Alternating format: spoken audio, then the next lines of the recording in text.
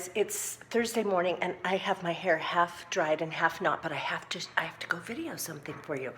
I can't even believe this. I just went in to check to see where Mary was and to see where Chad was, and they are sleeping together in the same bed. This is less than, what would it be? Almost 2 weeks. And sorry I look so horrible in this, but I just have to show you this.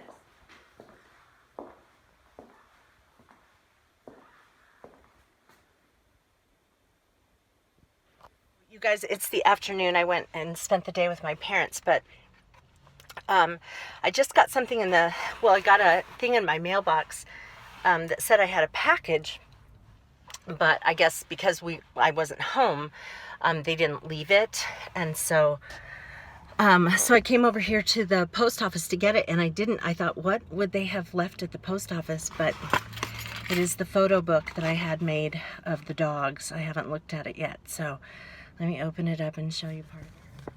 Okay, so here it is. And this is by Photo Book America, and I happened to find a deal on Groupon where I think I paid $10 on Groupon, so I ended up getting this for free on Photo Book America and then paid shipping. So that was the cover I had made. And then, like, there's Vanessa when she was a baby, and so they have like little stickers sort of things that you can put on, which is where that little baby carriage came from. Look at Vanessa's face when she was a baby. She was so tiny. I love that picture of her. She wasn't even a year old yet. And then these pictures I love too. Well, you can see that picture of John and I with her, and then just John. And then when we got Chloe, she used to lay on top of, sorry, there's a glare. She used to lay on top of Vanessa. That's a cute one. I just said, sorry about the glare. That's a cute one of the two of them. And then this one right here, I wanted pictures of their old faces, because that's how I, remember them most recently, so. That was probably taken, I don't know, maybe a month before Vanessa died, and that was probably about a week before Chloe died. And then on the back, on the last page, I printed the words to a song by, what's her name? I can't remember her first name. Nielsen Chapman. It's her last name. But it's a song called Say Goodnight, Not Goodbye. So there are lots more pictures in here, but I think it's really cute. I'm very happy with it. So I don't feel like crying right now, and I have another errand to run, so I'm going to not look at it, and I'll look at it when I get home and have a good cry when I get home. So I wanted to tell you guys, this is kind of cool. When my mom came down with my dad, she also brought her dog, Anna, who Mary has always hated because Anna always seems to think that cats are squirrels and she likes to chase them.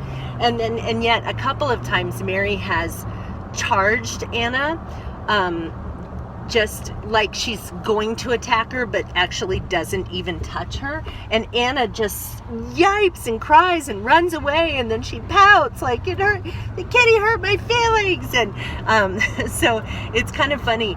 But Anna was really good today. She also had such fun. We let her go in the yard. She never gets to run around. They've got, they don't have a fenced yard, and my mom might walk her down to the end of the street on a leash, but she never gets to just run around. And Anna was just galloping across the yard. She was having so much fun. Mary got out in the process too, and we didn't realize it for a half hour, but she was still in the yard, so that was good. Anyway, so we figured that this would be a good time to let Mary see Anna again, and Mary doesn't love Anna at all, but they were good together. But we also thought it would be a good opportunity for Chad to see his first dog. And so at first he really freaked out, and my mom was holding Anna and kind of holding her up to Chad, and he was freaking out. And so I said, Mom, just put Anna down. And so then I picked up Anna, and then Chad was sort of like, oh, okay, well, if you're holding her, she must not be that bad. And so next thing you know, Chad is just sauntering through the room and, you know, not acting like he's just not fazed by her at all. So that is just the best possible news, because we're going to get another dog at some point, and the fact that Chad was completely fine with her, that's just great news. Also wanted to let you know that I did make an appointment to see a physical therapist. The soonest I could get in to see one is next Tuesday, which is fine. That's fine. And so in the meantime, I'm just going to keep stretching. I have been doing a lot of stretching of that area, and I did a lot yesterday, and it feels better today than it did yesterday. So I'm super hopeful about that. And so maybe by next week I just won't even need to go, or maybe I'll just go to one physical therapy appointment and that'll be enough. I'm really hoping. I just want to be able to do that race and, you know, just have fun instead of, you know, be thinking, when do I get to stop? But I found a stretch that seems to really work the area that's been bothering me. Before I just couldn't figure out how to stretch it. And so I have to kind of stand in a sort of a weird position with my head. Hi you guys, it is Friday, and sorry I haven't filmed up until now. I just, got up, we were hanging around. I actually took a bath in some Epsom salt. Thanks, Jackie, for the suggestion, for hoping that will help the muscle in my hip a little bit. Did make an appointment to see a physical therapist next week. But what I want to show you, I'm taking down Christmas decorations right now, and I'm taking ornaments off the tree. And all of a sudden I heard this hissing, and I didn't know what was going on. And I looked, and look at this. Mary has gotten inside Chad's hamburger house, and so he walked over to her and he boxed her right in the face, and then she hissed at him because he was like, hey, you're taking my spot, but he's been taking all of her spots. So I think it's absolutely fine that she's gotten in there, and what cracks me up is she's such a fatty, and for her to fit herself in there is very cute. You guys, I'm excited. The mail just came, and they delivered something I ordered just a couple days ago. I think I told you about it in the last vlog. Or maybe I told you about it in this vlog. Anyway, it's a yoga mat. I will link the exact link to, where I bought it on Amazon. And this is by Spoga. And I don't remember the exact price, but between this and the DVD I bought, I spent, I think, $24. Amazon Prime I have, so no shipping. This one is the DVD I got called Yoga Over 50. It's by Body Wisdom. And it says pick your level and choose your time. One of the reasons why I got this with 8 different programs is, I don't know about you, but whenever I get an exercise program like this on DVD, I get so sick of the people's stupid jokes and stuff that they say throughout. And so after you've done the same program for, like, I don't know, 10 times, you're just like, oh my gosh, shut up. And so anyway, this has 8 different programs, so I can at least spread them out so I don't get sick of what the person says, too quickly. But anyway, I am excited to try this, and I'll let you know in the next vlog what I think of it. But I will link both of these things, and this, I think I just said this, the yoga mat and this together came to just a little over $24. I wanted to show you this. So the tree is mostly, hold on. The tree's mostly done in terms of taking the ornaments down, except I still have the angel at the top of the tree. I did want to show you, though, that before I start putting ornaments on the tree, what I do is I hang a little string of these sparkly beads. These are just some cheap beads. I got them years ago, probably at some kind of a craft store, and I strung them myself in different lengths. And so I put them in different places on the tree, so when the lights are on and they sparkle off of the beads, it makes it look like there are tons more lights on the tree. In addition to that, I got some of these cheap poinsettia things that have clips on them. Let me take this off, just like that. Oops. Anyway, it just has a clip on it like that. I got them at Walgreens. really cheap. And what I do is I put them away, I stuff them back in, and that way it sort of fills up the tree so you don't end up with gaps when you're looking at the tree. So you can see I have a bunch of poinsettias in there, and the point is not to really draw attention to them, but really just to fill up the gaps. In addition to that, I have some little things like this. They just have a little stick. And then these, just a little stick. I don't know where I got these. Craft store, Walgreens, something. But I shove all of these in all over. Oh, I have some little flowers here too. These aren't even on sticks. These are just some little flowers that I don't know, did I buy a bouquet or something and cut these off? I have no idea.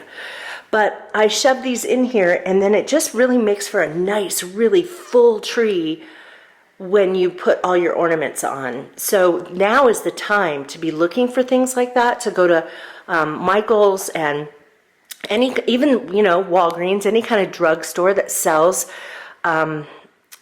just little random Christmassy kind of items, because they're going to be on sale. You can get really great deals. And so I know that all of these things that I got were things that I bought after Christmas on sale. The other thing that I'm going to be doing is looking for another Christmas tree, much smaller than this. Probably, I think this is a 7-foot tall tree. Probably looking for something around 5 feet, maybe 6. And a narrow tree. What I want to do is put it in another place in my house and just put the ornaments that I have from kids from over the years. Let me show you an example. Like this one right here. Totally cute. Little mouse holding onto a pencil sharpener. And I just have so many ornaments from that kids have given me over the years, as 12 years as a teacher, and even my college kids have given me ornaments. And so what I would like to do is have a tree that only has those ornaments, and what I want to put at the top of it instead of an angel or a star is this ornament here that's as I break it, that's an angel, and it says teacher on the sash, and I'll hang that up toward the top. One of my college students gave this to me. But anyway, I just thought that would be nice, because this tree is getting kind of full with ornaments that we've been collecting. I mean, we just added 6 new ornaments to this tree just from the trip we went on to Northern Europe. And then we also added 2 ornaments, one for Chloe and one for Vanessa. And then I wish I didn't show it to you. It's buried under here. I don't want to get this stuff out right now. But I made an ornament with Mary's picture on it, because I figured, what I've been doing is just putting an ornament for an animal on a tree once they've died. And I thought, we might want to have some happy memories with ornaments on the tree. So it's a really cute one I did for Mary. And next year we'll have to do one for Chad, who's now in his hamburger house. As well as the new puppy that we'll have, who won't be so much of a puppy by this time next year. Hi guys, it's a little after 5 in the evening on Friday, and we are having kind of a last minute party at our house. You guys are gonna think I sound like, well, whatever.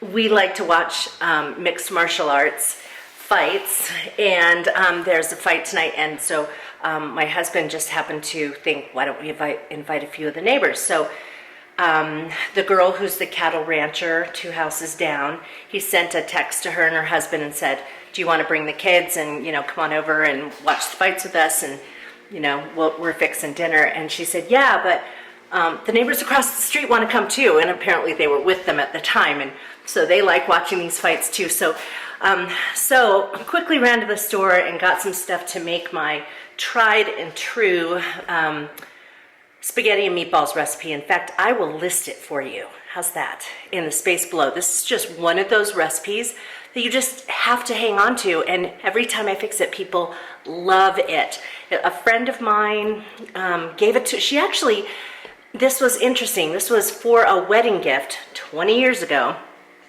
They gave us some pasta bowls and a thing of dry pasta and a jar of this sauce with meatballs, and then the recipe. That was the gift they gave us. And I have made this spaghetti and meatballs recipe more times over the year than probably anything else, and every time I make it, people love it. Now, if you make it the right way, it takes hours, like 6 hours to make, but I will just let you know that I didn't have that amount of time, and so I probably will have it half that time, about 3 hours. The whole idea is, you make up the sauce, and the sauce isn't what needs to cook over for a long time, but you make up the sauce, then you make up the meatballs, and the meatballs have, of course, ground beef and some Romano cheese and some eggs and breadcrumbs and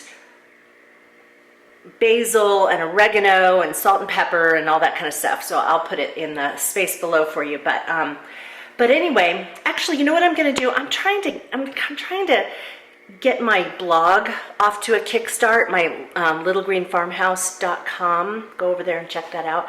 I'm going to put the recipe over there on that website. So I will link it for you. But anyway, so you make the meatballs, and I always put, just a little tip for making cleanup easier, I put foil on the cookie sheets so that I don't have to, scrub stuff off of the cookie sheets. So anyway, you put it in a 300-degree oven for about 30 minutes, maybe even less, like 20 to 30 minutes. So you don't want it to be you don't want the meatballs to be absolutely cooked through. They're very soft when you take them out of the oven. Then you add them to the sauce, and then have it on just a low simmer. And then you just let the meatballs just sort of bathe in this sauce for hours. And that's what the key is, because the flavors of the sauce just kind of get infused into the meatballs, and it's amazing. So then you just serve that, and I sprinkle some either Parmesan or Romano cheese over the top of that, and it's really, really yummy. So that's what I've been doing. Let me give you a little peek. What is it about aluminum pans that makes it take forever to heat water? I just want to ask that question. Maybe you can tell me. Anyway, so here it is, and about halfway through you add in some, there's a little bit of sugar in this to kind of cut down on the acidity of the crushed tomatoes. About halfway through you add in some baking soda and some chopped garlic and a little bit of Romano cheese into the sauce and stir that up. And so anyway, it's just so yummy. Hi, you guys. It's Saturday, New Year's Eve day, and I look kind of scruffy, but John and I are going to go over to Sedona in a few minutes, and I need to take a shower later anyway, because we're playing at church tomorrow, and I'm not sure if we're going out and doing anything tonight, but we are playing at church tomorrow, and I just wanted to wash my hair later in the day so that I don't have to do anything in the morning to get ready. Anyway, right now what we're going to be doing is driving over to Sedona because that's where a PetSmart is. And when we adopted Chad, we got a bunch of these. They give great coupons for things at PetSmart when you adopt a pet. And so, like $5 off of this, $1 off of this, a can of this for free, a can of this for free, a can of this for free. Okay, we're in Sedona right now, and we stopped at this place called Pisa Lisa, Pisalisa,